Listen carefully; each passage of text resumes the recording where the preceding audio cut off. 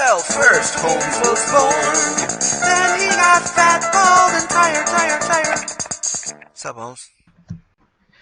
Beware, your host, Jonathan Holmes. Thank you so much, Sinistar. And I'm sorry I grew a beard, but I wanted to look different enough than Reggie Fils-Aimé, who has joined me this week, haunting my shoulder. Sometimes people think I look like him because we're both beige.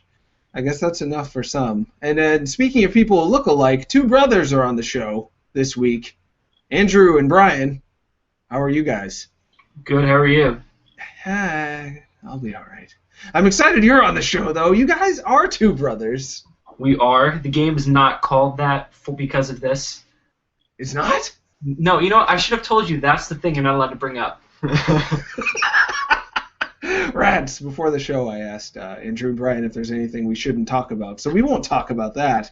But we will talk about where you guys got started in game development, what challenges you sought, and what was your motivations in doing so. Because it's, from what I gather, it's easier than ever to get started in game development, but it's maybe harder than ever to make an impact on the industry as a whole because the competition is just intense these days. And yet you guys have gotten a lot of press and hopefully done well with your inaugural game, Two Brothers. So how did you get started in this whole thing?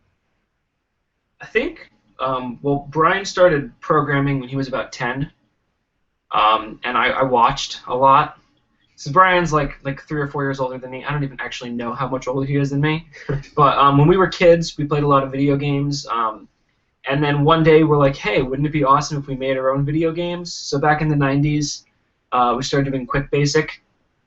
And then I guess since I was about 8, we've been developing games.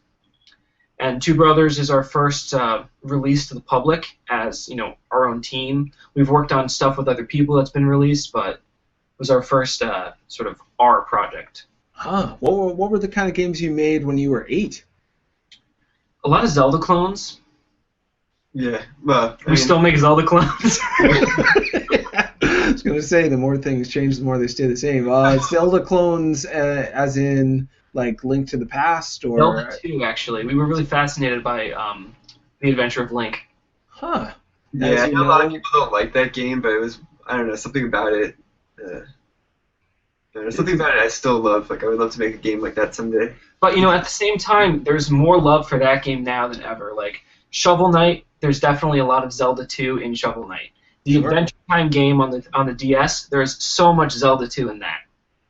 So, absolutely. We've talked with both Shovel Knight and, Yacht Club Games and WayForward. James Montagna directed the Adventure Time game, and it seems, weirdly enough, that for whatever reason, Zelda 2, game developers tend to love it, but they don't like Skyward Sword. Almost every game developer I know says that Skyward Sword is like either the combat is okay and the rest makes them cringe, or the whole game they say it's like a how to not make a video game. What do you guys think of Skyward Sword? I can't help but be curious. I have mixed feelings on it. I think I liked it more than Andrew did, but I beat it. Yeah, I made it like the dungeon before the final one, and then I got busy and I stopped playing it, but there were certain things that bothered me, like how you turn the game back on and they would remind you how to do certain things. And it's like, why? I mean, I've played every other game in the series. Just because you add one new element, I'm not going to completely not understand how to play your game. So I think that's really what was most frustrating for me. That, and I found the character designs not as good as the other games. I thought the game, I thought the color palette was hideous. I thought, but it's a good game. I mean, it's probably better than something I can make if I try to make a game on my own. No, that's nice of you to say, but they had hundreds of people working on it, so yeah. Not the most fair comparison. Do you think that there's something about being a game developer that makes you ready to enter a world without much in the way of hand-holding at all? It's something that I've talked about a lot on the show, but it seems to me that game developers, good ones anyway, are the kind of people who are ready to just venture out in a world where they may end up dying all the time because they're making a video game and who knows if anyone's going to buy it. And they're also really loyal to the idea that your mechanics should speak for themselves and you shouldn't have to have a mini tutorial given to you each and every time you boot up a game. So do you think that's just kind of the personalities that you have, that the kind of things that happen in Adventure of Link, where you're just like, here's a map, don't die. Well, stay on the path if you want, but if you do stay on the path, you won't get anywhere, but you will get killed by monsters, probably. It's interesting. Yeah, I don't know, like, there's something about the essence of that game I love, but at the same time, I'm not against, like, some more modern stuff, like story in a game, for example. Yeah. Like, I would love to see a sort of modern take on Zelda 2. Huh. Like a sort of, like, platforming Zelda RPG. Something. Yeah. Huh. I think Interesting. Yeah. I'm kind of. A lot of game developers stop loving games because they analyze them too much. They break them down, and it kind of takes the magic out of it.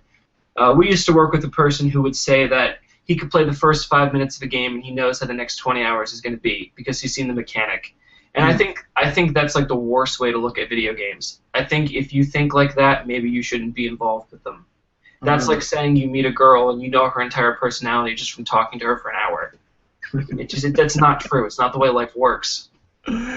Well, it's often the case that the people who tell me that they hate Skyward Sword, the really good game developers, they haven't played the whole thing. They just were so irritated with the first few hours that was that. And for me, Skyward Sword really hit its stride in the last. Like, I liked the whole thing. That there were some parts that were a little bit drawn out, but that last boss fight, oh my god! I know. Like, the entire game was worth playing just to see that last boss, I think, and the fight before it as well.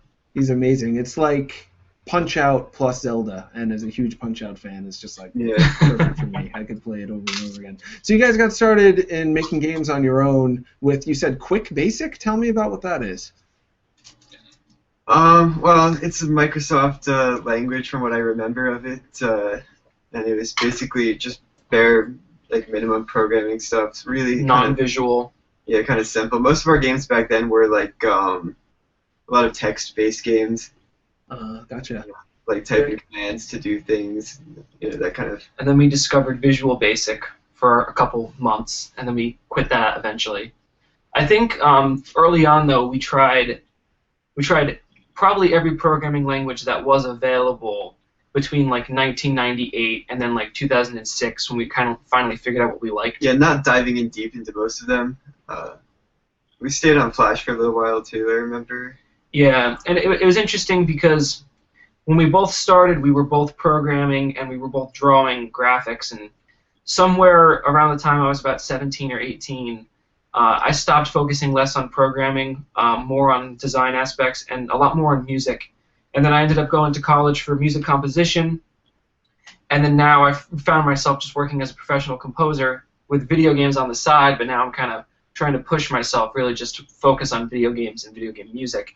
And Brian continued to focus on art and programming, so that's why he was able to program and do the graphics for everything in Two Brothers. Impressive. I lost that. Yeah. There's a lot of talk these days that it's a delicious chocolatey drink. There's a lot of talk these days that programming should be taught in schools right alongside, foreign languages or math or along those lines.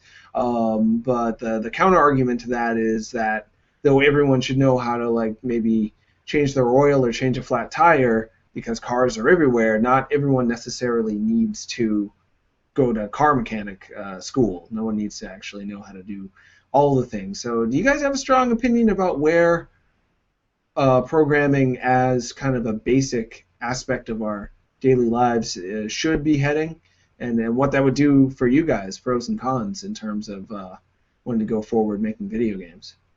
I don't know. It's weird because I imagine it's kind of like math.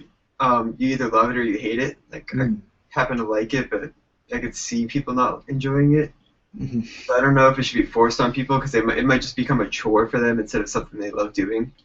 At the same time, if everyone did have a basic understanding of, like, the base level of computer programming, it would definitely round out their education. You definitely have a better, stronger understanding of logic. Not to say that all programmers are complete logical, supreme Spock-like beings, but as much as they want you to think they are. But I think it does teach you a different way of thinking, so.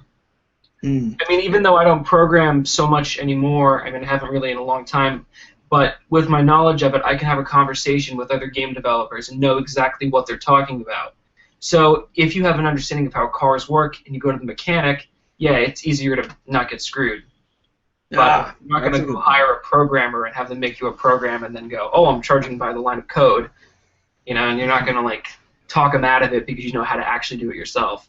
Sure, So sure. I don't know if there is a direct connection, but I think there's a lot of things we do in school that we hate, so might as well add something that'll make you a little smarter. Yeah, and something that you can do cool stuff with, Yeah. Something you can practically apply early on, but it wasn't taught in schools, and still isn't taught in schools that I know of, and yet you guys were motivated to pick up these difficult. I mean, this isn't most kids I know concerned with the Pokemon, maybe little My Little Pony on the side, playing some sports, doing some things with some instant gratification, with some simplicity, some directness, clarity in exactly what it is, and just not getting too deep into coding video games. What do you think motivated you guys to want to dig that deep into the rabbit hole of I just really computers wanted and to make a languages? game, Really? I just really wanted to be able to, like, they were cool, the games are cool, but there's only, like, it's almost like I was hitting a point where I loved games so much that I just wanted to be able to be a part of that. And I think as for the difficulty of learning to do it on your own, when you're doing it with someone like your brother, it makes it easier because you can bounce ideas off, and if one person doesn't understand it, the other person might get it. Yeah, plus when you're young, you're too stupid to know how, like, complicated what you're actually undertaking really is. Yeah, and nobody ever told us, like, that's going to be too hard. Like, nobody ever said, oh, don't try and program games because it's really complicated. Yeah, and the one thing I'm glad no one ever told me is that artists can't program. I've been hearing that a lot lately, and, I'm glad no one ever said that to me back then because I'd be like, oh, crap, I can't do this. So not being told what you were getting into helped you to have the optimism to dive into it to see what was going to happen. And brothers working together, another thing, a rare thing, 3 or 4 years apart in age. That's often the age group where the older brother is constantly threatened by the younger one, taking his place of importance in the family unit, so he gives him niggies and wedgies and whatnot, and they would never be caught dead hanging out making video games together. But you guys have been doing it for, sounds like, the majority of your lives, at least off and on. What do you think that's about? I think, well, it was early on we murdered our parents, and we had to rely on each other to survive. But no, and in all seriousness, actually, hold on. Let me see if I can find it. Okay. Okay, cool. I happen to have it right here. Oh, that's weird. Okay. I knew that was When we were kids, I didn't realize we were really fascinated by making things. Mm. And it wasn't just video games that we made. Now, what I'm about to show you is made by probably maybe a 9-year-old Brian. And this is from the year that Pokemon first came out. Okay. We wanted to buy the Pokemon toys, but they were pretty expensive. Mm-hmm. So why not just make our own Pokemon toys? Mind you, this is made by children, so here is a Mew that Brian made. Whoa. And I can't believe these here's whatever this bird one was called. Pidgey? Psyduck? Yeah, and here is the player character. Oh. Absolutely. Yeah. Red, but he is Yeah. blue there. But that's And good too. here's Link. Whoa, Blue Link. Yeah, Yeah, And- use the colors that you have. So. Sure.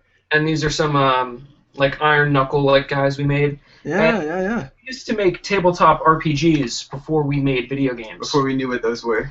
Yeah, and mind you, we never played Dungeons and Dragons. We kind of just came up with the idea on our own independently, and then we. Oh, here's another one I found. Butterfree, right? Huh. So this was made out of passion for the video Yeah. game, but you had the game, but you didn't have the toys? Yeah. So we made our own, because I mean they were like $10 for one Pokemon, whereas we could buy a roll of vinyl and make our own for like maybe $6. And I think at one point we had made all 150 Pokemon. That's incredible. We made all the ships from Star Fox. and we had we would stand on one side of the hallway, and we'd attach them to coat hangers, and we'd have like battles across the hallway. And then eventually it just went digital, and we just started making video games. Yeah, so it was sort of like downward, like, I don't know. Well, I guess it was just like slowly descending into insanity with programming at the bottom. So. But the whole idea of do it yourself, create the fun that you want to have, and not waiting for it to come into your lap or waiting for you to get the money to buy it yourself has been a part of your DNA. It sounds like for a while. I can't explain that behavior, but I mean, both of our parents are artists, and my dad he does a lot of wood carvings and paintings. So from as young as early as I can remember, our dad was always making stuff. So it just kind of seemed normal for people to get big blocks of marble and carve things. Like Sure. maybe we just assumed everyone did that, and we started making stuff, and eventually it turned into video games. And it's kind of like one of those things where, I mean, we've done other stuff. We've made movies. We've made animated movies. We've done books. We've done audiobooks.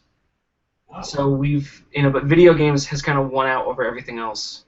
Sure. That's what we love the most. yeah, it's the one thing we keep coming back to. So. Yeah, and I want to get back to what it is about video games that has made it win out for you, but I want to hear more about the animated films and audiobooks. What are they called? When do they come out? Can people get access to them? Well, a lot of them were made and released. I did a lot of stuff, especially a few years ago, under different names, because they felt so experimental or so strange. Some of the stuff was lost in a tragic computer crash of 2006. Before we got backups. Yeah. And we have some stuff. We also started a couple comic books, so we've kind of like jumped around from like different mediums, and I'm hoping that now with Two Brothers, because it's sold fairly well and we've got a fairly large following now, that if we want to release a comic book or release an audiobook, there will be people who will actually pay attention to it. Mm-hmm. And a lot of the stuff will probably be released for free. Like we have working on a free iPhone game and Android game on the side with no advertising at all, I promise. And it's just going to be a free release, and it'll probably come out over the summer. What? You're making a free video game with no advertising just 'cause? Well, I won't give too much away, but the game takes full advantage of the fact that you're using a cell phone, and if there was advertising in there, it would take away the realism of the game. So if we forced in advertising or we forced in DLC, it would take away from the game itself. And it's not costing us anything to make it because we're just making it ourselves. No one's paying us to do it. We're not paying anyone else to make it. So there's no loss on the money. And also, how cool is it when people release stuff for free? It's incredibly cool and surprising, and speaks to the motivation of the creator that more than anything they just want to share their idea with people, and that it's worth it to them to maybe lose some money in order to get their idea in the hands of as many people as possible. So in terms of making something where people will get to know what kind of people you are in the process, it sounds like a wonderful idea, but are you afraid at all that you're going to spoil them, that they're going to be like, what? Now you're going to make me pay for something someday. Just keep making free things, you guys. You're the ones who just give me anything I want for free. Interesting. I feel like it's a cool game idea. It's very interesting, but I'm not sure that you could convince people to buy it. I think that once you play it, I think it's a very immersive game, and I think it's going to shock people a little bit in terms of the story of the game. Maybe it'll be a little controversial, might get us in trouble. So if we took people's money for it, maybe I'd feel a little bad. Especially, I guess the best way I could explain it is we're simulating something that can happen in real life. So somebody could go and perform these actions in their real life and do them for free. And just because we want to tell a story in those parameters, why should we take your money for it when you could go out and have the same adventure, or you could do our adventure for free and just take a couple moments inside of our head. We have one head. I know I must sound it's insane. very vague sounding without giving it away, unfortunately. Well, that's okay, but I'm taking the things you're saying and applying them to what if I worked at Nintendo and I created the game where you scratch a dog's head, and I'm playing myself and I'm just scratching a dog's head, $40, please. And they sold, 18 million copies of Nintendogs or something. Yeah. With anybody who just can go to a pet store could go scratch that dog. And I Yeah. feel like you guys are doing a Nintendogs in a way. I'm the feeling I'm going to be playing myself, but with my phone and in a story that you're telling me. That's the feeling I'm getting. And I'm still thinking, you guys, you could ask for 99 cents. No. We could 50 though, but cents. I mean, there's like a 1 cent. some of the best artwork Mm. produced by modern artists is a modern artist is done as the form of graffiti, and you don't get charged for that, Mm. So Unless it's on your building. yeah, unless you have to pay to clean it up. But I think to a certain extent, this is going to be kind of like iPhone graffiti. Wow. It's be there, and I want you to just enjoy it, and maybe buy another game that we make if you like it. Mm. Don't worry about paying for this one. This one's on us. I know Very interesting. We're crazy. We know. Well, it sounds like you're unspoiled as of yet by motive of fame and fortune. Exactly. More putting the game out first, getting that talked about. Because you also had some trepidation about becoming controversial, which some people would say, well, bring it on. That'll bring more attention to me, and the more people are talking about me, the better. But it sounds like you guys really want people to just focus on the game and, I mean, and I get think- something out of that. I think the games can be ruined if the developer around them is more entertaining than the game. Mm-hmm. So why not have a game that's good? I mean, some of the best game developers, like indie game developers, release games for free, or they never finish games and they just release demos.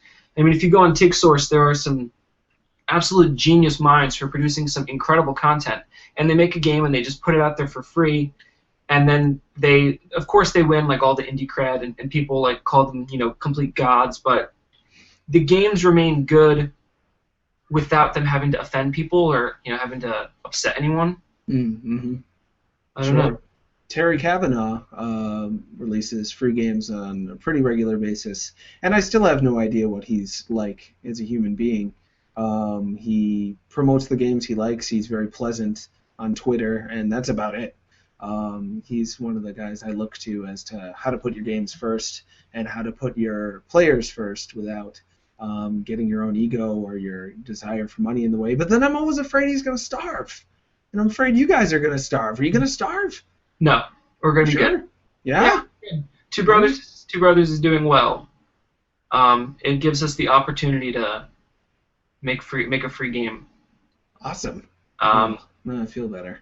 Also, like if you look at like the best like creative minds like in film, like look at like Stanley Kubrick.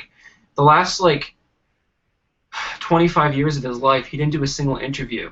Mainly because it adds a certain mystique, but at the same time it can take away from his creation if people are worried about what Stanley Kubrick's up to. Sure. Not that we're Stanley Kubrick level yet. Well, you might be. Right, maybe not me. I don't know. And the thing that can also happen is he can misspeak or not express himself with words the way he intended and put across a message that'll be interpreted in a way that he didn't intend. So then people look at his film differently, and then the film's no longer speaking alone for itself. But then here you guys are on this show. Thank you for being on. But how much can we talk about Two Brothers without ruining the message of Two Brothers or potentially muddying what you intended to say with the game? Is there a on its message own? in Two Brothers? I don't know if there... No, I'm just kidding. There's a deep message. If you play Two Brothers, you will know the meaning of life. That's right. Well, Darn it. Sure. For people who haven't played it, what do you think we can tell them about it? I could say it's probably one of the only games out there besides Half-Life that stars a scientist. That's probably not what you think. Yeah, don't go into it expecting a Link's Awakening, because it's not that. Mm-hmm. Don't go into it expecting Sword of Mana. Go into it and expect a story in a world that really is too weird for its own good. I think to a certain extent, a lot of people have been surprised by some things. Like there have been some people who have thought things in the game are glitches when they're entirely intentional. Hmm. And I think it is slightly abstract, even though the story makes perfect sense.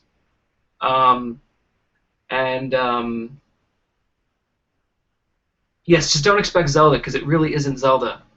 As much as it looks like Zelda. A lot of people think it's Zelda, then they go, oh, I thought this was going to be Zelda. And I'm like, I'm sorry, it's not. You would have called it Zelda if it was. Well, it is a top-down action game, and a lot of the aesthetics and the general style on the surface, anyway, recalls the Game Boy and Game Boy Color era. The first time I played it, I was taken aback by how clever it was to have color not only be there for aesthetic, but also as part of the story. The black and white world and the color world are connected places, but different places.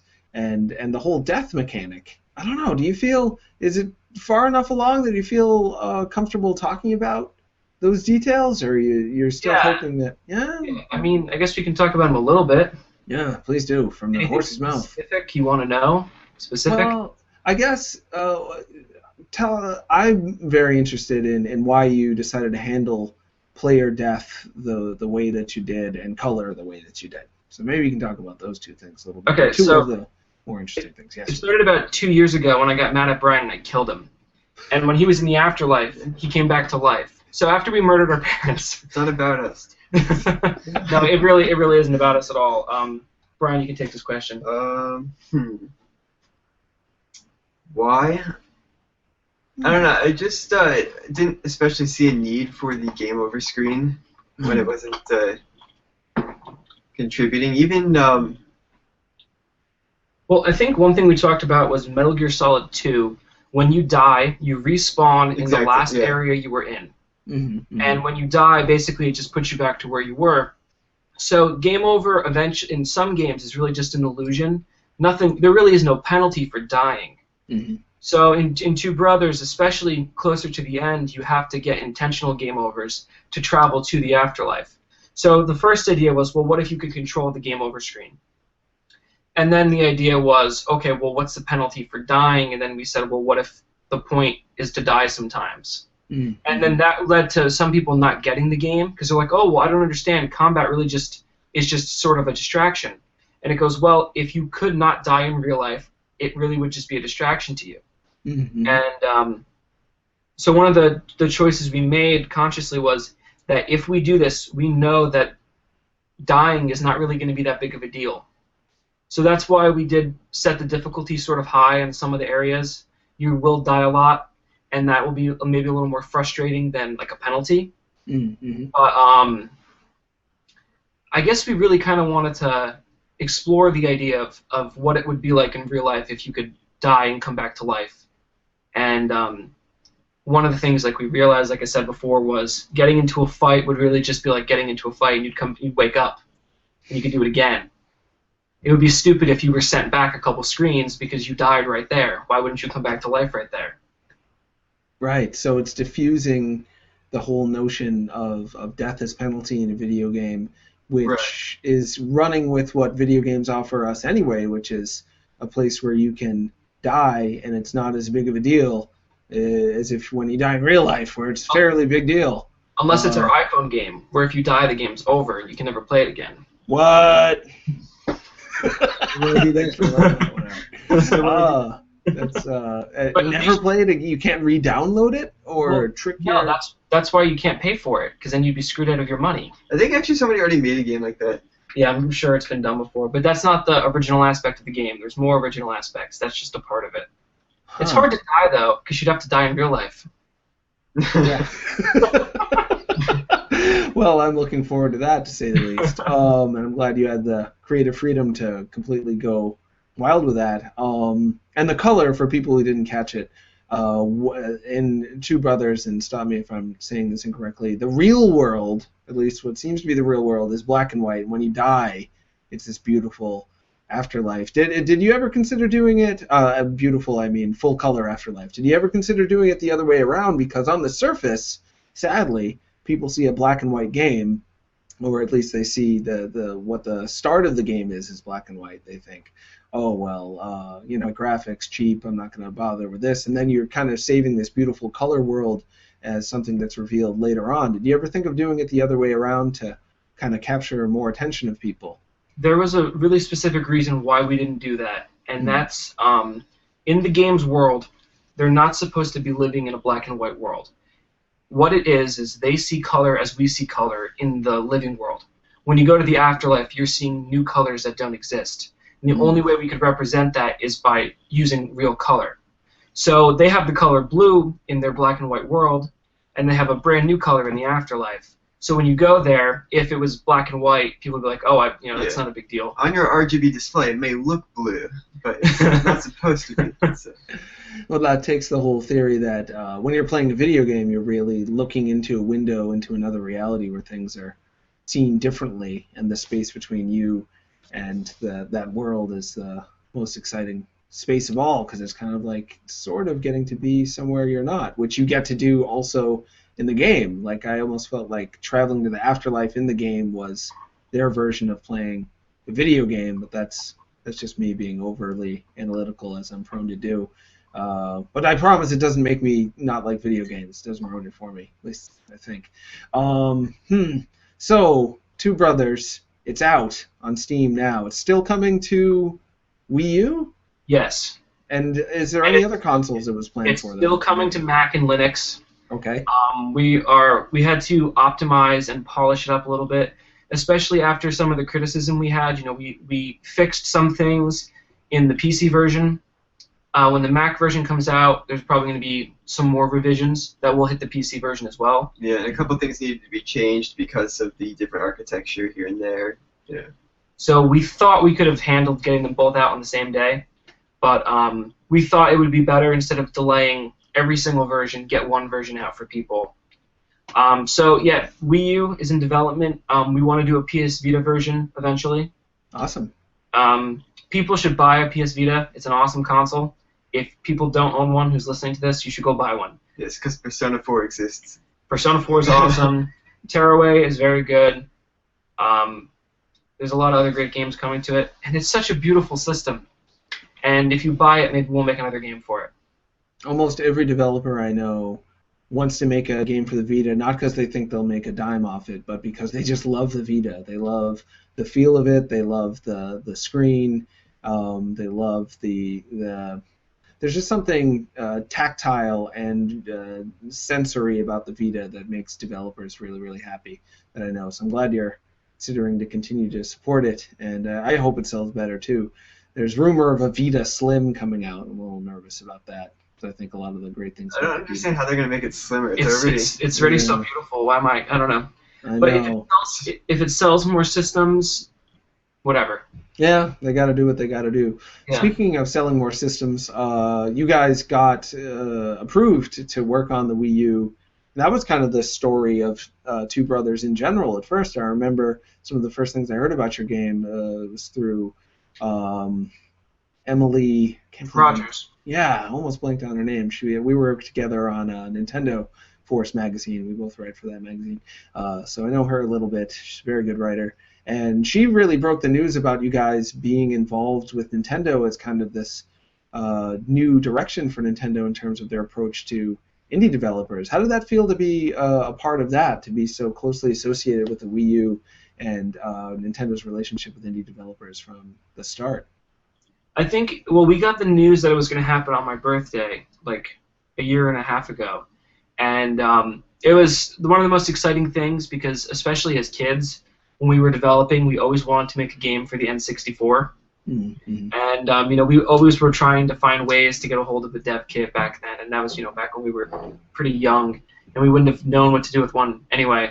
But so when we got the news, it was just really exciting. And everyone at Nintendo is really nice. Dan Edelman, he's the guy who's led the Indie Charge. He's awesome. And we owe a lot to Emily Rogers because it was really her who was speaking to Nintendo about how awesome our project was. And if you look, you can find Emily Rogers in the first town in Two Brothers. She's hanging out, and so she's an NPC in the game.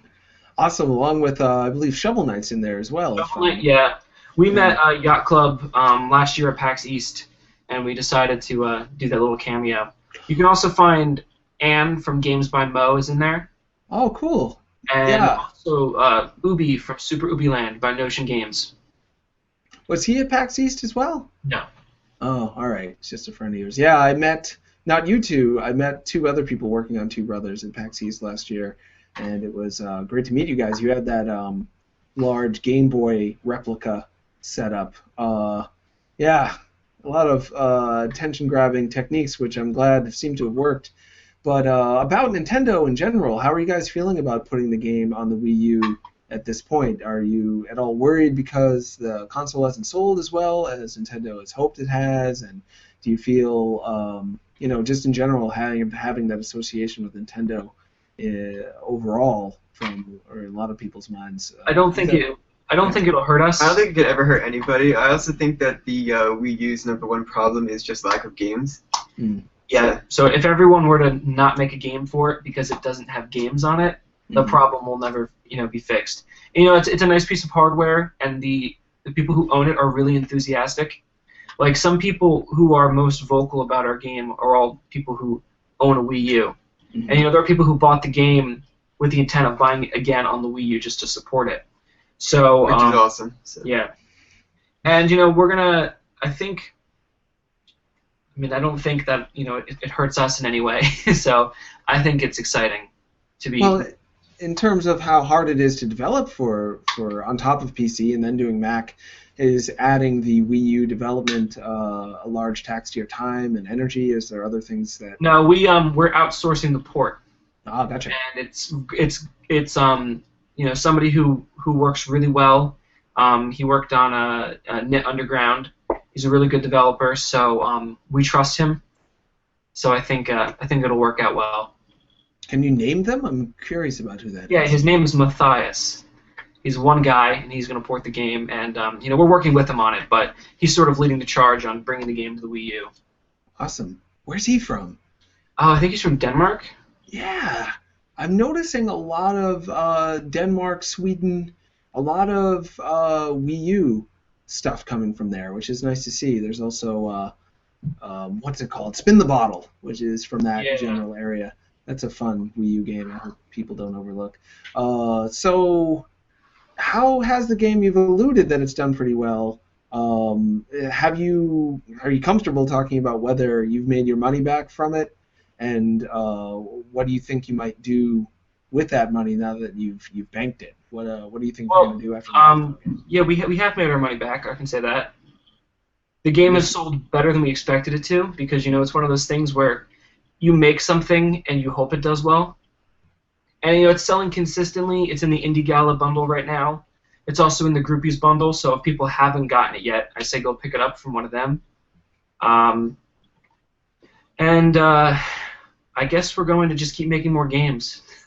That's the plan, That's a good plan. I'm happy to hear it. Is there any chance you would ever do more along the lines of Two Brothers? As you've already got the engine, you've already got that world kind of expressed to people, but there's certainly room for more as far as I can tell. Is that something you might want to revisit? Not for a while. We had talked about if we were to do it, what would we do, that kind of thing. And we've had some vague ideas. I don't think we would use the same engine again. I think it would take a little bit of a different... Yeah, and we learned so much working on Two Brothers. All of the problems that we have with Two Brothers, they're not going to be a problem in the future because we know how to avoid them, And at the same time, it's like, I don't want to be... Like, I think Hideo Kojima is one of the greatest game designers of all time, but he only makes Metal Gear.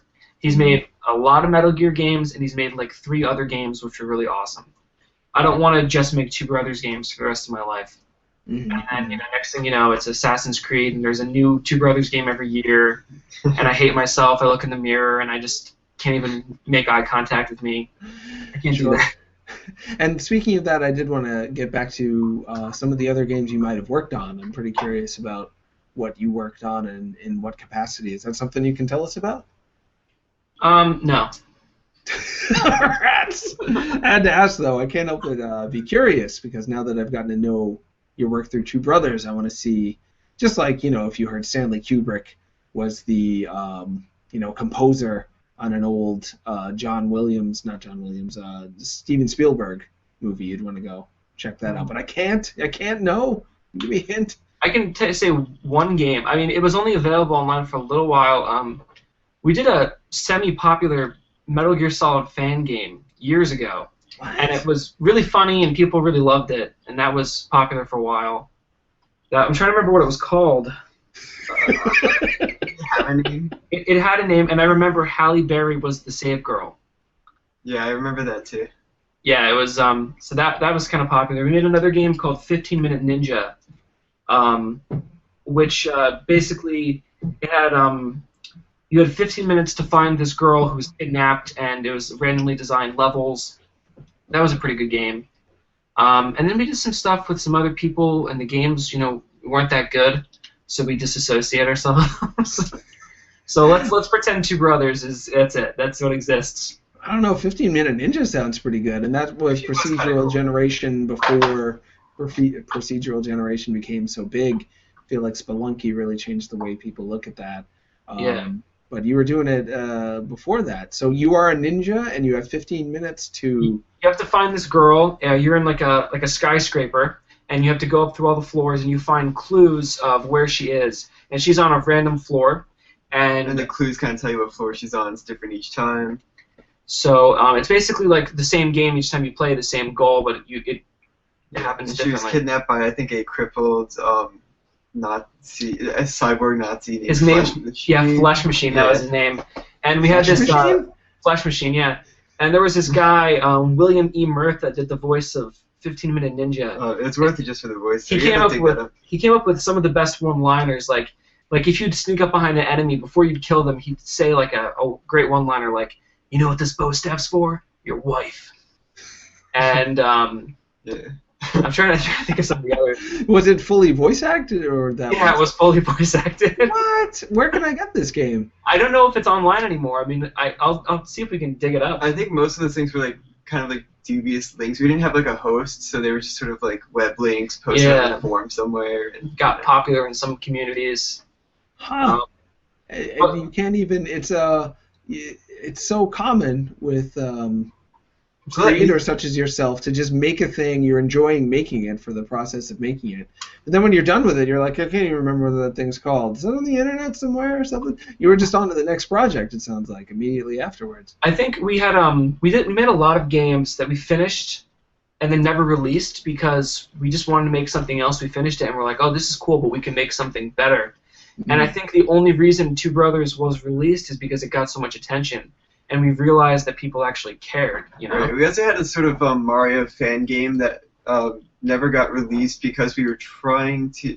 It wasn't really a Mario fan game. It was a sort of like... Mario parody. It was like a sort of bootleg Mario, kind of like knockoff looking thing. And we had been hired by a website to develop this game. But it just kind of fell through. And they never paid us, so it never came out. You were being Goomba-like creatures. You were controlling them, and there was like a fat plumber, and he was trying to get to the end of the pipes, and you had to walk left and right to try to bump into him and kill him. So it was just Mario from a Goomba perspective, and there were multiple levels, and you controlled all the Goombas at once, and it was pretty cool. That one's probably around somewhere. We could probably release that for free. Put yourself in my shoes for a second. Just okay. Try to see this from my perspective. You're talking to people who make things that you think are pretty darn good. That's why you asked them to be on your talk show. And they're like, yeah, we made some awesome stuff, I think. Did I? I don't know. Should we replace that? I don't think anyone would like it. You're like, why don't you just... Yeah, it's not necessarily for you to decide if... Fair enough. Whether the audience would take to it. I personally, as a member of the audience, I think people would like it, but it's only one way to find out. That's to just let me play this game where you control all the Goombas at once. That sounds amazing. If we find another host, we could keep it like separate from our website. Maybe we could just kind of put it out there. Because it's kind of partially owned by the website that sort of. Well, it's not. They never paid us for it, so we still own it. But right. So we don't want to. I mean, yeah, maybe we could release it. I don't know. Yeah. We'll think about it. I mean, it's weird because it is like a it's not like a complete Mario knockoff, but it's like you can tell what it's supposed to be. It's obviously Mario and Goombas, even though they look different. I mean, the Goombas look basically like Goombas with like ears added to them, and Mario's got like a floppy nose, so it was kind of cool when he ran. It sounds awesome, and then many games. I'm sorry, go ahead. Yeah. There's another game that we made that was actually a lot of people. This one is still online somewhere. It was called Mary Pat. Oh jeez. And it was I shouldn't even tell you about this game. This is terrible. This game is horrible. I do not condone the fact that we made this game. Okay. So I distanced myself from it before I say it. It was a game. We should probably mention like how that came to be, though. Yeah. Okay. So a friend of ours went to a all boys school. He knew a guy. We should probably be vague. 'Cause people know us. Yeah. So there's like there was this guy, and he went to a place, and he had somebody who educated him, and they had an ongoing joke that he beat his wife up and abused her, and that he used to be in a fraternity, and they would like make up quotes about him saying like alpha, beta, gamma, delta, and then I pushed my wife down the stairs. So we made a game where you used your mouse to push this woman down the stairs as hard as you can, and it was infinite, so you could get her, whoever got her furthest down the stairs. This game is so terrible. Why did I tell you about that? It's interesting you would bring it up because it goes along with a unintended, but I'm grateful for it, theme of this show, Sup Holmes, for the past few weeks. 2 weeks ago, we had a guy named Austin Jorgensen on. He's making a show about a world where there are no women left, and men are left to their own devices with no potential future. So they're cannibals, they're prostitutes, there's no law, they're mass murders at a constant pace. And the week prior to that, I mean, after that, we had Jason Rohrer on, who's making a new game about, it's called The Castle Doctrine, where you're just terrible. You kill anyone who comes near your house, but you also go into other people's houses and try to rob them. So you're terrible, terrible person, and both of these guys are facing this idea like, are people going to think that these games are a reflection of my philosophy, who I am, what I think is good and bad in life? I'm guessing that Mary Pat, you weren't endorsing pushing people downstairs, I'm guessing. No, I mean, you don't think about it when you're doing it because it's... We also didn't know the woman, so that's one thing I can say. We're not even quite sure that she exists. Yeah, we don't even know if this guy was actually married, but we were aware of the joke, and we kind of surprised them with this little game. Well, yeah, I mean, the thing is, the stories like always got more and more absurd, and you just kind of had to be there to like I could see how like horrible it sounds like saying it, but it was comical in a bad way, like at the same time, and like it's like if you watch a movie with a bunch of people like killing each other and stuff, you don't necessarily like endorse that kind of behavior. Even if you make a movie like that, you don't endorse that sort of behavior, but it shows you something. Yeah, Sure. it's also a little different when you control it yourself. You know? It's also a little different when it's like it doesn't look like any representation of reality. Yeah, I mean, it was a sprite-based game. Yeah, 16 by 16 sprites probably. Huh.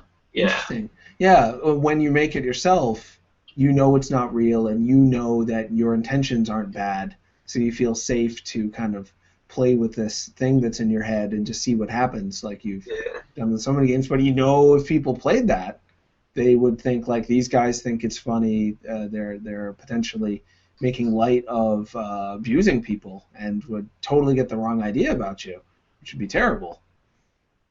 And that's why some games are released under different names. You don't release a game under Axe Studios, and you don't reveal to Holmes what's going on.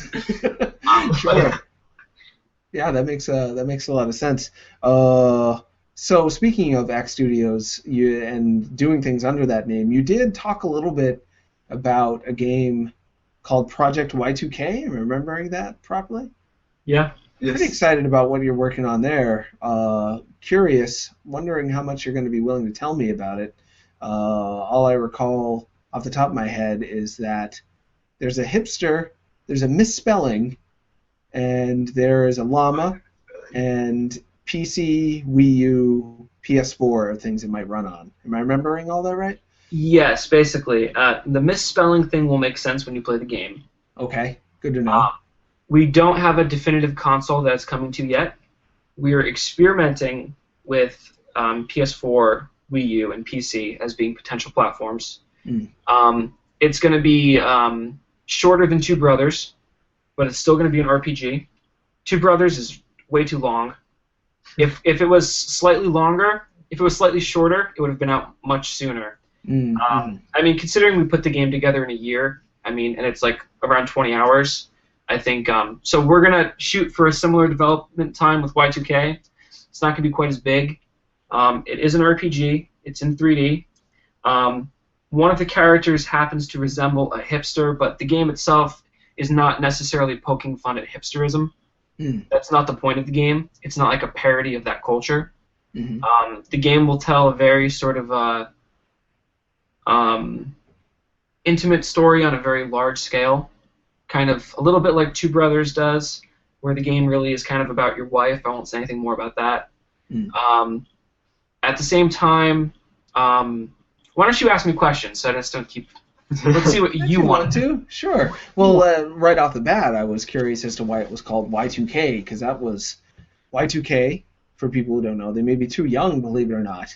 There could be some 12-year-olds that don't even know what Y2K is at this point, because that's when they were born. Probably true. 14-year-olds now. My mistake.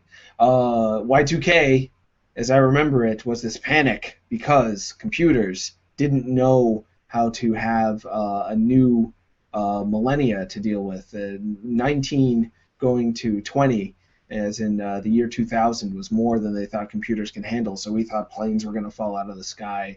We thought, banks would just explode spontaneously. There'd be money in the streets, mass hysteria. So that's what I thought of immediately. It was like, is this game going to be about the Y2K panic? Because that would be awesome. Yeah, it kind of is. Whoa. It takes place in 1999, and it goes a little further than that. It takes place in an alternative reality version of real life. It might take place in New Jersey. We're not sure yet. Okay. You'll notice the 90s are very present in the game. In the game, you have you throw records as one of your weapons, but you also have an unlimited supply of American Online discs that you can throw at enemies. Because who didn't get 100,000 of those a month in the mail in the 90s? So that's one of your projectile weapons. Name might be subject to change. Yeah, we won't call it. It'll be obvious what it is, though. Sure. So is it thought to have more of a comedic bent than Two Brothers? Which Two Brothers has some comedy in it, but it's also pretty dramatic and serious. It's a little bit. It's pretty much the same kind of a mix where it goes from being a little bit crazy to being a little bit serious. Yeah, kind of like Mother 3 is a big influence. Mother 3 was tragic, but also really funny at times, and just straight up goofy. So, Earthbound is a big influence for the game. Awesome. And we had Marcus Lindblom on the show not that long ago. I'll be sure to let he translated Earthbound. I'll be sure to let him know that there's yet another game. He is so touched that so many people were influenced by the way he went about translating that game and also the original material he came up for it. He's like totally in shock. Very nice guy. I'm sure you'd get along with him very well. You should give us his email after the show so we can get him to write some jokes for our game. Oh, sure. He'd love to. I'm sure he'd be all over that. I wonder if there's anything else I can safely ask about it. Are you doing the graphics for it again on your own, or did you tack on some... Yeah, Brian's doing... Yeah. And has that been tough for you, Brian, to shift gears from sprite-based artwork to what looks like cel-shaded polygon-based artwork? No, it's actually what I do for my day job. I do graphics for iPhone apps and stuff, so it's actually pretty normal for me. Huh. Do you have a preference over working with simple polygons versus low-res sprites? Yeah, usually whatever I'm not working on right now. Well, that's the other thing that can't help but be curious about. It sounded like making video games and making your own Pokemon toys and that sort of thing was what you did for yourselves. That's where you did it on your own time and your own space and your own way for so long. And now that you're doing it in part for a living, has that changed the way it feels to create. Is it always more fun to be creating something that you don't have to be creating, or have you taken to the idea that this could be kind of your job from here on out to just make your own stuff? I think it's really motivating to know that people care that you're making something. Mm-hmm. Like, as soon as the Y2K screenshots went out and it ended up on Destructoid, that was like a huge motivation boost for us. As soon as somebody actually cares that you're working on something, like even though you were going to make it anyway, all of a sudden it seems more important. I'm glad I posted those screens. When you're working on your own ideas, it's always a lot cooler than if you're working on somebody else's ideas, like at a job. Like if someone commissions something for you, or if you have a job working at a company where you have to make stuff, you're always making somebody else's silly idea instead of your own silly idea. So, yeah. Sure, that makes a lot of sense. Huh. And though you're getting paid for it now, well, sometimes anyway, with the exception of that app, it sounds like it's coming out, and maybe you gotta release that Goombas game. You just gotta.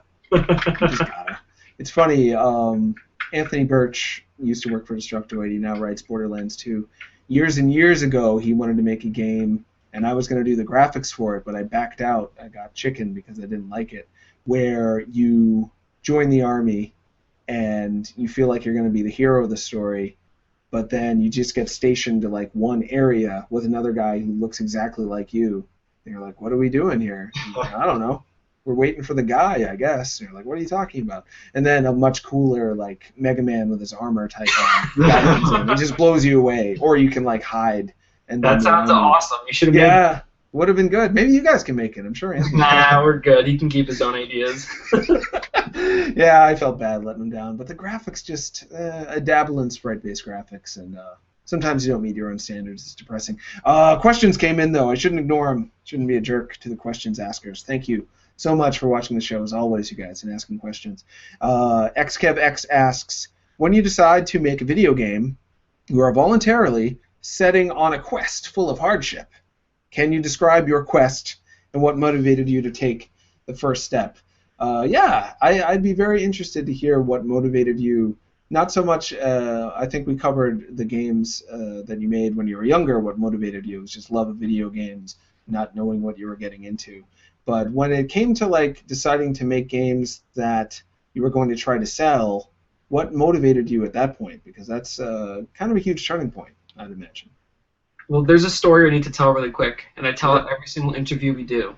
Please. Okay, so the way that Two Brothers development began is because Brian is absolutely insane, and when he was in college, he was working on his thesis, and he was animating a full 3D sort of like short film.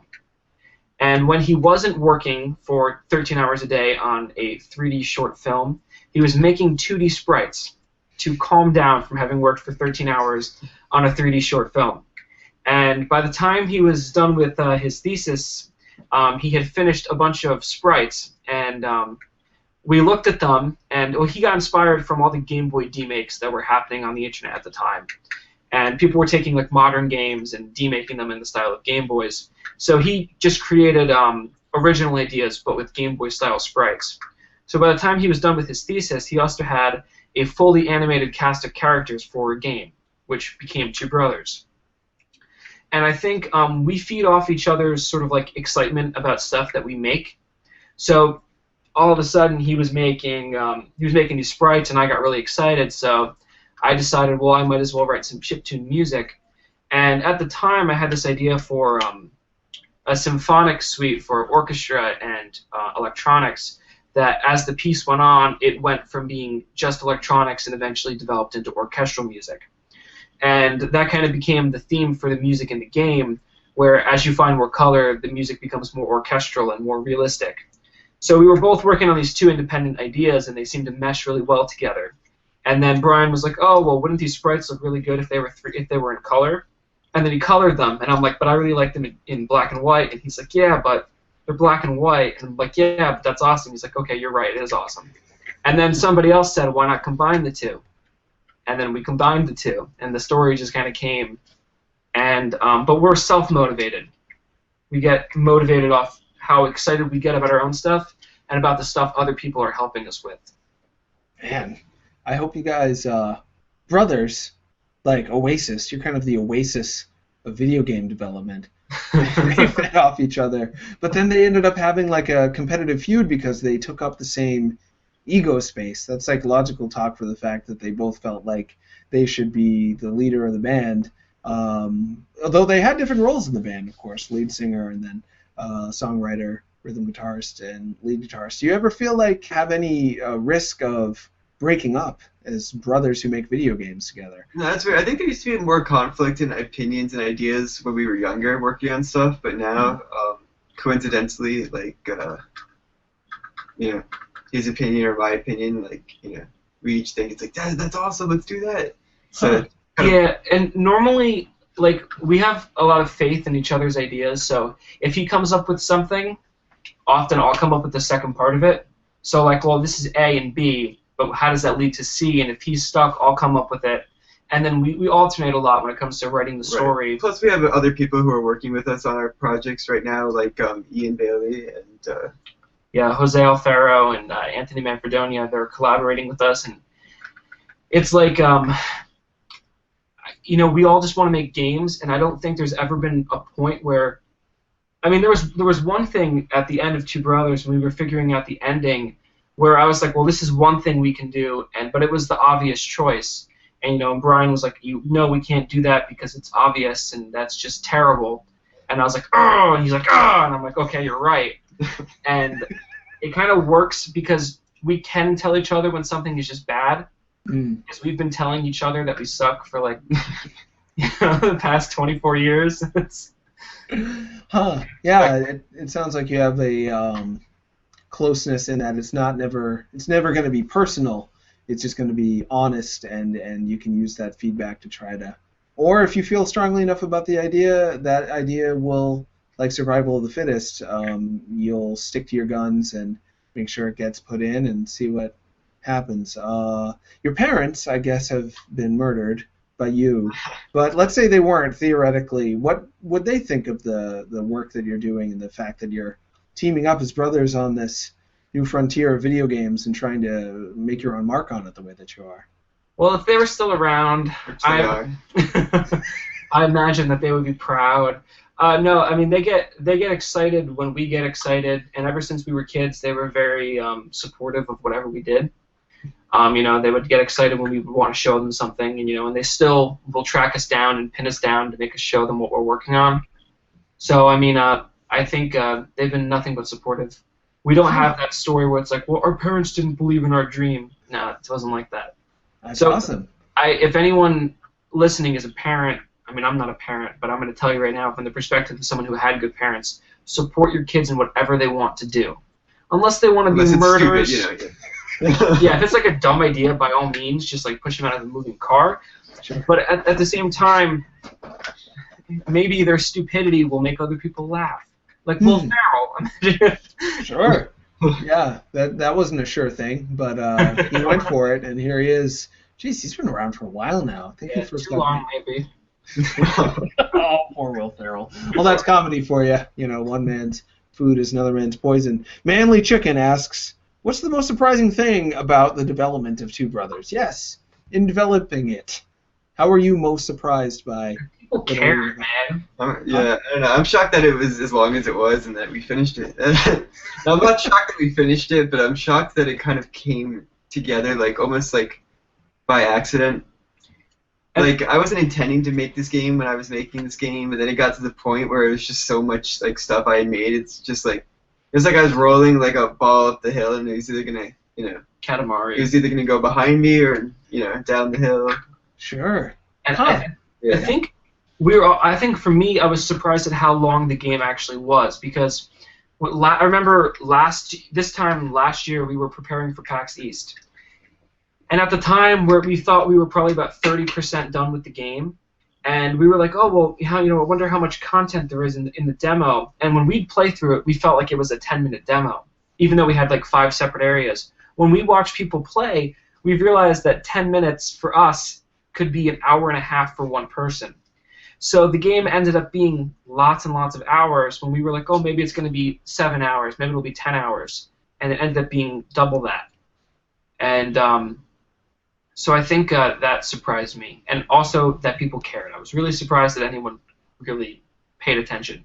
But you mentioned earlier you felt like the game was too long, but on the flip side of that, of course, so many people say, I won't pay for a game. And how much is 12 Brothers right now if you were to get it?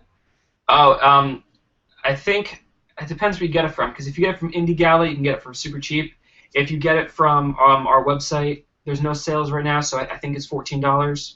But, it's been on sale for like $9. It was on sale for $6 one day. So it fluctuates between super cheap and $15. And it has a 4-hour soundtrack that it comes with. And Right, so getting your most money. people I know, $15 they expect up to 20 hours if it's not a kind of procedurally generated infinite type of thing like Risk of Rain or whatever. So what do you think was the bad side of having the game take that long to get through? Well, I don't think it's a bad thing for the player. I think it was I think we probably, like, in retrospect, if we had realized how long it actually was, we probably could have streamlined it a little bit and released it last summer, Sure, gotcha. Yeah. But Yeah, at the same time, it's hard to say like where a project will go when you start it. So even now, we're saying like it'll be a much shorter game. It might be. it might be 100 hours. It also seems a lot easier to make levels this time around. With Yeah, there's a lot of beautiful things about working in 3D compared Yeah. to 2D. Sure. And, I wonder if you'll be willing to tell me. So you say it's an RPG. So is it like Wander and Overworld end up getting in turn-based battles type RPG? yeah. yes. Okay. So you're doing level design in terms of the overworld, and then you're doing kind of battle design in terms of like a good turn-based battle system. There's usually some level of rock, paper, scissors type thinking involved. But I guess that's kind of a sweeping statement. There's plenty of good battle systems that don't do that. So you're approaching both of those two things.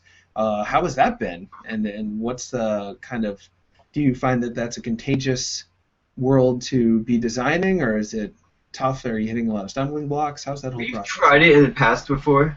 Yeah. It's only now that I think that we're good enough that we can actually seriously approach it and finish it. Mm. We have like my hard drive's sort of like graveyard full of unfinished like 2D RPGs like from years and years ago. Mm-hmm, mm-hmm. But But there's going to be we do have like sort of like dungeon-like things in the game. There's going to be some slight platforming elements. Have you played Lufia 2 or Lufia? Not in a long time. Lufia Yeah, 2. No, that's Super Nintendo, I think, right? Nintendo game, yeah. Yeah, it's been a long time. There's a lot of sort of like semi-action-based puzzles in that yeah, game. it's sort of kind of like Zelda E puzzles. Huh. So Oh, we're yeah. we're Like gonna- Lola-ish? Are they Lolo-y? Louie? What? Lolo. Lolo is not an adjective, I'm sorry. Adventures of Lolo, I was thinking of. I don't know if you've played it. It's pretty neat. I haven't played it. Your little blue ball. You should check it out. Oh yeah. I don't really remember anything about the game too much. Sorry. But we're gonna have it's not gonna be just walk around, talk to people, random encounter, walk around, talk to people, random encounter, power level, random encounter. There's gonna be some subtle action elements outside of battle. It is a turn-based game. Yeah, and it is a Japanese-style RPG, but it's still being made by Americans, so I imagine it's not going to be quite the same as Yeah. what would happen in a Japanese game, because Sure. it's not Japanese, so it's just... Imagine like Earthbound if it had a little bit more action and a little more gameplay outside of battle. Right. So, like, I love the parts in Earthbound where you're teleporting or riding a bike or whatever, because it makes the world feel a little bit more like a place where you do more than walk and talk. So, imagining more of that kind of thing. How's it been to design dungeons? Well, you've already done that now I think about it. But more, I guess, how's it been to design a turn-based battle system? What are the challenges there, and what kind of thinking do you put into trying to make sure turn-based battles can be fun? So many people pick on them and say they're kind of a chore, and with Bravely Default coming out, they want to just turn random battles off completely because they don't like them. But I personally think random battles can be great if designed well. So Yeah, what are you putting into that? I think one thing we're doing is, even though the battle is going to resemble turn-based battles, it's not going to be a clone of another game, because another game with a much bigger team could probably balance it better. They could probably make it more in-depth with the time they have. Mm-hmm. So I would definitely say that we're going to definitely try and do something that can't be compared to something else. So no one can go, oh, well, it's not as good as this because it's different. Yeah, Huh. it spells Dragon Quest or. Yeah. So you'll see. You can play it April 11th, PAX East. It's going to be playable. Oh my God! Comes with booth. No. and you Is can that play. new? Is that new news? Yeah, I think Yeah, I so. think it's new news. New news. I always thought it was implied, but yeah. Yeah. I will write that news, and I will be at PAX East, so I will play that game. That is very Awesome. exciting. Yeah, you should go check it out. And we're trying in terms of like we're getting really excited about this because we had a meeting about the game like right before we went on.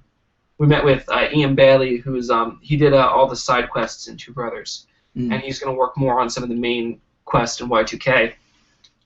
And we were just like talking, getting like really jazzed up about it. And I'm like kind of out of Two Brothers mode right now. So like it's weird to me that people like still remember that Two Brothers exists. Because I'm like I remember it exists because we're still working on ports, but at the same time like I've like shifted creative focus away from technical focus. Yeah, you're in that creative phase as opposed to the editing, refining phase that you were in with Two Brothers for so long. But you're the only other person I can think of that is so quick to, well, two people. Only one I've met in real life, though. John Williams is like that, the composer. I've always heard that he's like, I don't know how the Star Wars theme goes. Is it good? Like, I wrote it, and I gave it away, and I don't want to watch those movies. They're all right, but, I want to be in the forest just spending time with the animals. Like, he doesn't even, he churns it out and then throws it and then is on to the next project. He's always working on at least one movie at a time. And Suda51 is the other one. He's like, I pooped out the idea. I hope people like it. If they don't, I'm sorry, but I'm already working on 3 new games, so we'll see what happens. It's like with my like composition background, like the black hole for people in that field is if you work on one piece of music and all you do is refine that piece of music for the next 6 months, you're eventually going to get into a spiral of not making anything. So like we're always even when we're just working on one thing, we're always thinking about other things so we can kind of keep the creativity going. Like with Y2K, one of the best received things about Two Brothers has been the soundtrack, and it's kind of inspired me to work my butt off and make the Y2K soundtrack even more awesome. So we're going to record a lot of the music live. Is there a way that we could put a link out for people to check out? I wonder. I don't know. At the very least, I will put it in the rerun post for this episode. Okay, cool. I'll put it in the chat. Yeah, put it in the chat, and if Sinistar can use that to show the people in the Twitch chat as we record this live, that would be great. But, Okay, cool. So we're going. This musician here is going to be singing some songs for the Project Y2K soundtrack. We're going to have a lot of vocal music as well as sort of like epic orchestral music. And when you play the Y2K demo, you're going to hear a lot of live recorded music, which is something that a lot of indie games don't get to do. So I'm taking the soundtrack very seriously, and I'm getting like super pumped up about it. And expensively too. That's no small feat in terms of recording equipment and booking the talent and whatnot. So, and I'm remiss I didn't ask. This is such a basic question. I'm such a dum-dum for not asking it. But I've got artist and composer and programmer and writer all in front of me. You guys have used all of those different languages to try to communicate to people. What do you think the differences are between the ones that you both work in exclusively? Brian, you talked a little bit about how people said coders can't be artists, but do you see a big difference between putting together some pixels and then putting together some code, or putting together polygons and putting together code in terms of the kind of thinking? In my mind, they're just too integrated completely to actually make that distinction. Like when I'm working on Y2K, because I'm doing the programming as well. Going back and forth. I'm working on some animations. Okay, that looks good. Let me go back into the code and change this a little bit to the battle mode.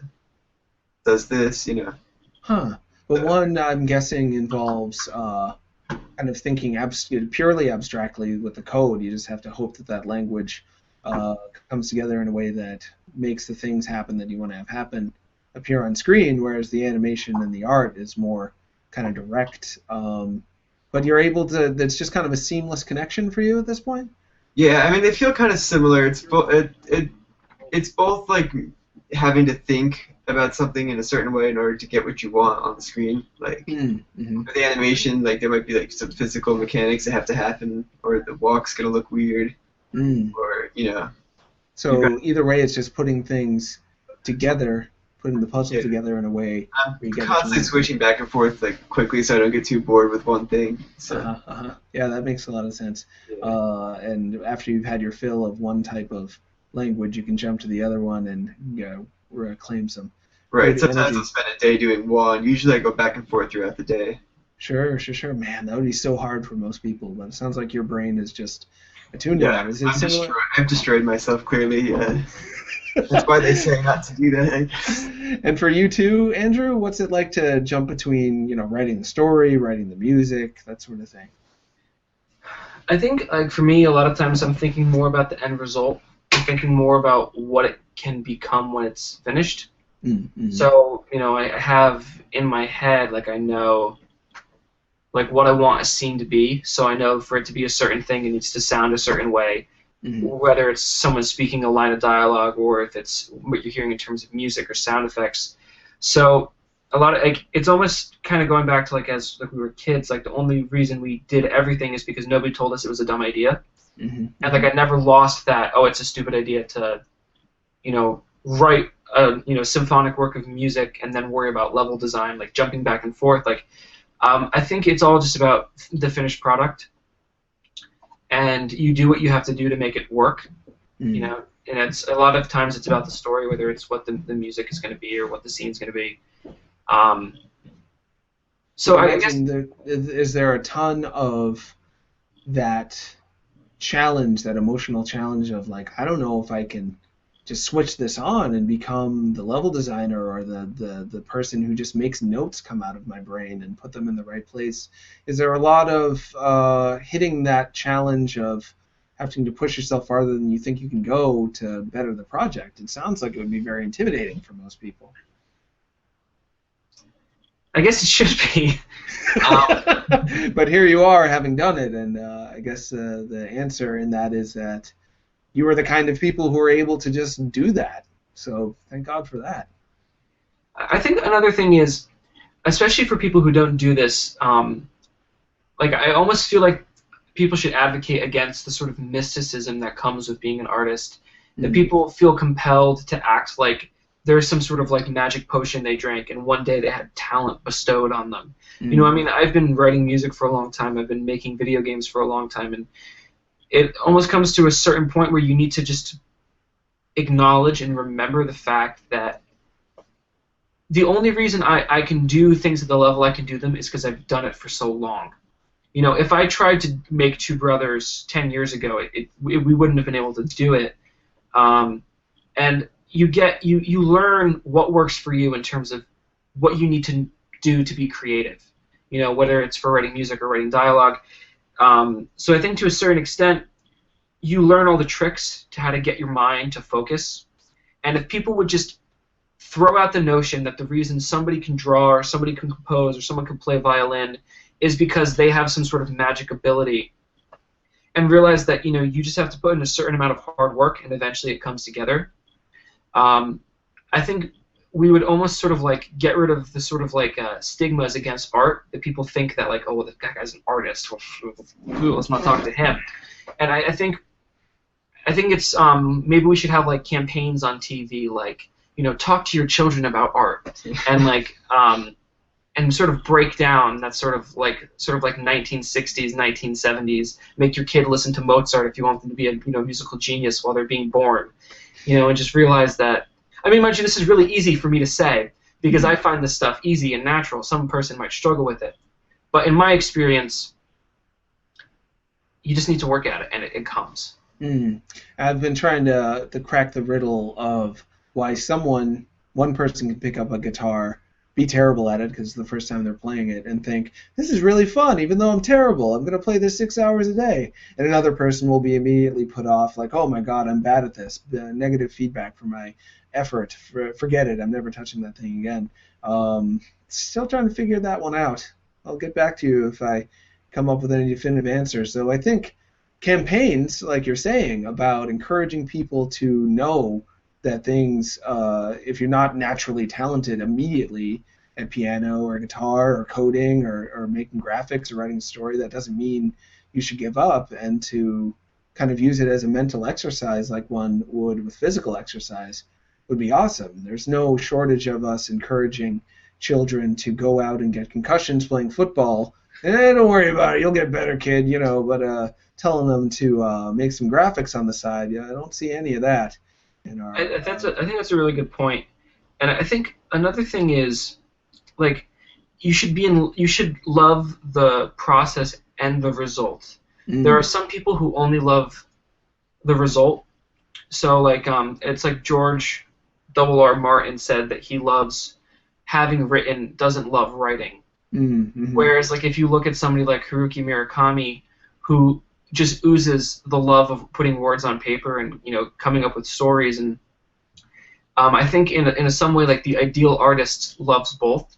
Mm-hmm. And if you go into music or making video games because you want to be the next Phil Fish, or you want to be the next, like, let's say, like, the next Bruno Mars or someone terrible like that, you're not going to get where you want to be because you don't love both the art and how you create it. Sure. So I think it's important to be aware that both are part of it. And if you only like one, just don't do it. Find something else. Maybe go get a concussion.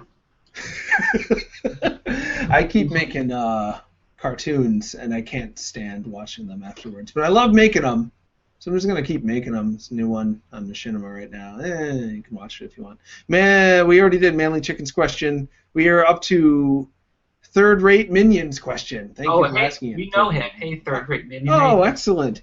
He asks, how has developing a 3D game like Y2K differed from 2D work on Two Brothers? We touched on this a little bit, but it is good to get a specific question on that. What do you have to do in terms of thinking of it differently? What are the advantages, disadvantages, that sort of thing? Well, there's a Z-axis. Yeah, that's a big difference. So you got 3 directions to go in. And the overworld, is it going to be more like 3D Zelda-ish, or is it going to be top-down, Earthbound, Mother 3-ish? We haven't designed it yet, but we're wait, hold on. It depends what you mean by overworld, because some people don't make a distinction between like world map overworld or like exploring a dungeon kind of a deal. Or Gotcha. I would apply the 3D Zelda style in that when you're walking around Hyrule Field, it's the same as when you're in a dungeon in terms of what engine you're running in. So yeah, it's kind of, I think it's going to be a little bit different. Like the world maps you're going to walk around on, but it's going to be kind of like those old RPGs, and it's a little zoomed out probably. Mm-hmm. I would say maybe closer to Ni no Kuni's world map. Oh yeah. Yeah, something like that. But the dungeons themselves are going to be pretty big. Probably closer to Zelda than closer to Persona. Mm-hmm. Mm-hmm. Awesome. And then how has that changed the way you think about pacing, the way you think about, I'd imagine feature creep might be a problem. When you have a whole new axis to deal with, you might be tempted to just throw a lot of new things in there because you can. We're trying really hard not to do that. I think that's one of the best things about having PAX East coming around the corner. We have to define what the game's going to be, and then stick within those parameters. Exactly. Like we've got, I mean, obviously the game's playable now, but we're trying to just focus on getting core pieces of it very specifically done, so that they can be enjoyed by everybody else, not just. Not having to compile one thing and then compile another thing to get the full experience. Right. Huh. So having that deadline has helped you to kind of compact your ideas and focus on the things you have to do in order to get it ready for the show. It's so soon already. That's just, 3 months? Yeah. Huh. How prepared do you feel at this point? We're going to be there. Yeah. I have no fear. I was really afraid before PAX last year, because it was the first time we had done a convention, and but it was so much fun, and we met so many amazing people, and now we have an even cooler game, and I think it's going to be pretty sweet. Awesome. I greatly look forward to it. Bob the Cat Lol asks, how did you decide on the price point for Two Brothers? And price point is something, it's kind of ever-going, it's a never-ending conversation. We talked with Jason Rohrer last week also about sales. he feels that sales often set people up to buy a lot of games that they're not actually going to get around to playing. He has a whole new system where he wants to have his games on sale initially to help drum up attention for them, and also reward the people who've been following the game closely and get it to a discount for them. But then after that, he's planning on keeping his game full price going forward. So how did you decide on your price, and what are your thoughts on sales in general? People tend to buy more if they're on sale, for one thing. I'll say that right off the bat. Sure. Like we had one day of sales. We sold over 1,000 copies in one day, and it was only like a $3 difference. So it's like there are some people who go, oh well, I don't want to put my game on sale because I think it's worth the full price, and it's like fine, then you can have 10 people buy your game in one day, you know, and I think like to a certain extent, you know, you just have to see what everyone else is doing, see which games, you know, that's when you have to stop being an artist and, you know, be a little bit of a businessman. And we picked the price because it was pretty much the average of what most games were. And I think that's kind of how we decided on it. Right. Even though it was like a big, like, you know, epic game or whatever, it's still, people were still taking risks because they didn't know who we were. Yeah. And we figured, you know. And also, we had given the game away for $10 on Kickstarter, so it had to be more than that. Because, you know, so we did want to reward the people who did help back us. So I think, it is important to remember all those things. One thing I want to throw this out. At PAX East, we're going to be at booth 797. Okay. That's our booth. And we're going to be next to Games by Mo. Oh, cool. And we're going to be next to Tribute Games. Oh, awesome. Yeah, I think we were relatively close to them last year, too, if I remember correctly. I met Jonathan at Tribute Games last year. Very nice guy.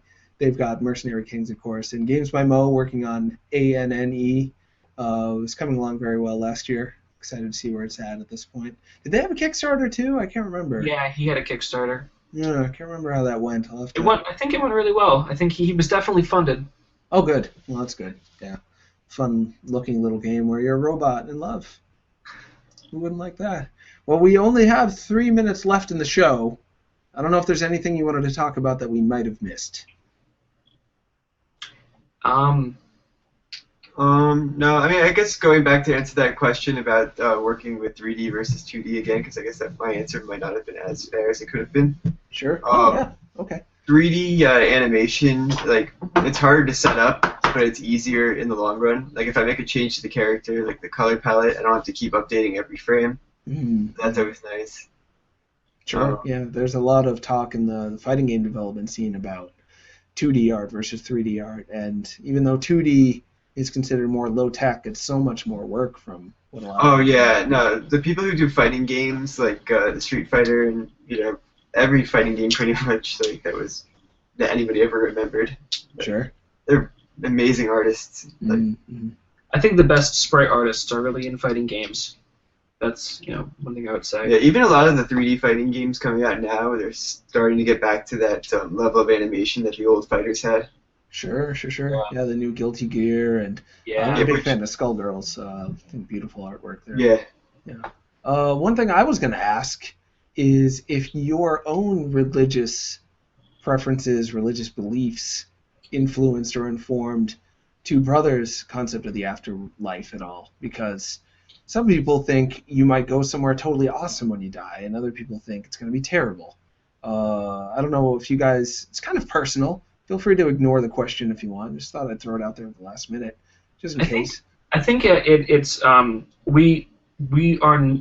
I can definitely speak for myself when I say what I believe is not represented in the game, and it is just a game. But I would say that it probably does represent what somebody else might believe. But I feel like when it comes to representing things that people actually believe in, you have to be very delicate with them because they're so personal to people. And we know what I believe is personal to me, so if I tried to shove it into a game and make someone else play it, I don't know, it does it disjustice to me, and it does it just disjustice to what other people believe. Yeah, I mean, our focus is mainly just not having clouds in the sky that you're walking on. I mean, we have some clouds up there, but Yeah, we don't want people playing harps or anything, because that would be hell. I never understood why people's idea of an afterlife was based on some really shitty paintings from a really long time ago. but that's just me. Yeah, it's like, oh, all these Renaissance paintings, that must be exactly what the afterlife is like. If God exists... And there's a harp.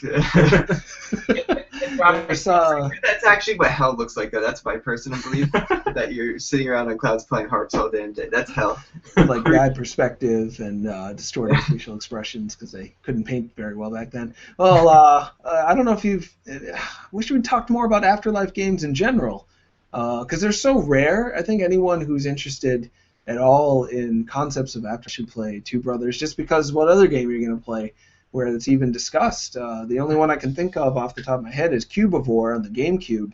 I don't know if you've played it. You die and go to Cube Heaven, and there's rainbows, and just like poop, and eventually getting reincarnated as another animal. Pretty neat. Not as good as your game, but not bad. Other than that, that's all I got, really. I mean, I think, like... Wow, yeah. Yeah, we're waiting to see how long it is until somebody puts the mechanic in a different game. Because we know it's going to happen one day.